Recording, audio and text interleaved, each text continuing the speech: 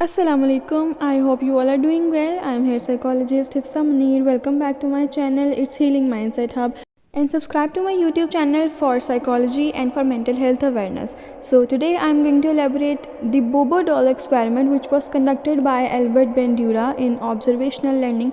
जिस तरह से observational learning के बारे में मैं पिछली वीडियो में डिस्कस कर चुकी हूँ, उसी लर्निंग के बारे में आज आपको एक ऐसा एक्सपेरिमेंट बताना चाहूँगी जिसके थ्रू एल्बर्ट बेंड्यूरा ने ये फाइंड आउट किया कि किस तरह से एक बच्चा कोई भी लर्निंग सीखता है। आज का मेनली हमारा टॉपिक होगा Bobo doll experiment and what are the benefits after this experiment just for children. So if we talk about the background of observational learning, it was introduced by Albert Bandura in 1960s, who was also working as a psychologist. And according to his definition, observation learning is actually a process in which the individuals learn different behaviors and different skills just by imitating and observing others without any direct reinforcement or direct reward. और अगर हम बात करते हैं उनके project goals की कि क्यों उन्होंने ऑब्जर्वेशनल लर्निंग के ऊपर काम किया, उन्होंने क्यों ये बोबो डॉल एक्सपेरिमेंट कंडक्ट करवाया, तो उसके पीछे कुछ ऐसी वजूहत थी। वो ये देखना चाहते थे कि किस तरह से एक बच्चा एग्रेसिव बिहेवियर को लर्न करता है और किस तरह से रीइंफोर्समेंट उसके बिहेवियर को शार्प करने की कोशिश करती है और किस तरह से डिफरेंट इंडिविजुअल्स को देखकर वो इमिटेट करता है। अगर हम बात करते हैं इसके प्रोसेस की, तो एल्बर्ट बेंड्यूरा ने इस एक्सपेरिमेंट को कंडक्ट करवाने के लिए 3 ग्रुप सेलेक्ट किए, जिसमें उन्होंने हर एडल्ट को इस तरह से इंस्ट्रक्शंस दी कि वो बोबो डॉल के ऊपर अपना एग्रेसिव बिहेवियर शो करेंगे।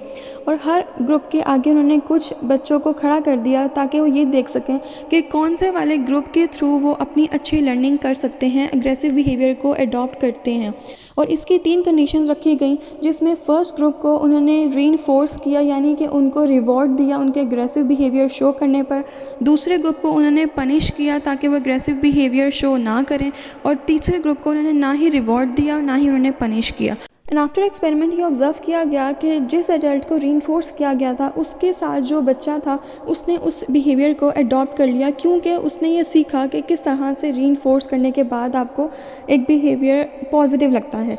और उस वाले बच्चे ने भी इस बिहेवियर को अडॉप्ट किया जिस एडल्ट को कोई भी रीइंफोर्समेंट या कोई भी पनिशमेंट नहीं दी गई थी। लेकिन उस बच्चे ने इस बिहेवियर को अडॉप्ट नहीं किया जिसको पनिशमेंट दी गई थी, और उसने ये देखा कि अगर एडल्ट को पनिश मिल रही है इसका मतलब है कि ये एक पॉजिटिव बिहेवियर नहीं है। आफ्टर दिस एक्सपेरिमेंट इसको कंक्लूड किया गया कि किस तरह से एक बच्चा कोई भी लर्निंग करता है, और अगर आप उसको रीइंफोर्स कर देते हैं किसी भी उसकी पॉजिटिव बिहेवियर के ऊपर या नेगेटिव बिहेवियर के ऊपर, तो वो बिहेवियर और ज़्यादा स्ट्रॉन्ग बनना शुरू हो जाता है। लेकिन अगर उस बिहेवियर को थ्रू पनिशमेंट और विदाउट एनी रीइंफोर्समेंट स्टॉप करने की कोशिश की जाए तो वो वहाँ पर ही रुक जाएगा।